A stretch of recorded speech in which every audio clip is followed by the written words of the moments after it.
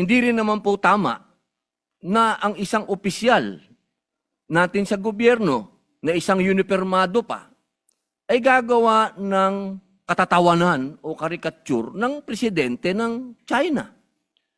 Sapagkat kanina po, habang nag-uusap kami ni Senator Amy Marcos, sabi ko sa kanya, kung yan ginawa ng China sa ating Pangulo na si Bongbong Marcos, ako'y oposisyon, pero gagawin nila yan kay Bongbong, ay unang-una po ako magagalit. Sapagkat hindi ako papayag na babawin ng kahit na sino ang Pangulo ng Pilipinas.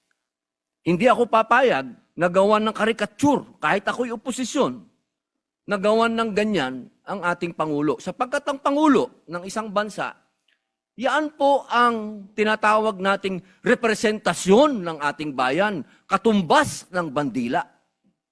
Kung ano ang tingin natin sa bandila, yan ang tingin natin sa Pangulo. Kaya, kung ano man po ang ginawa ni Admiral Tariela, ay pinakikiusapan ko po siya na huwag niya ulitin. Sapagkat, pag nambastos ka, babastusin ka rin talaga.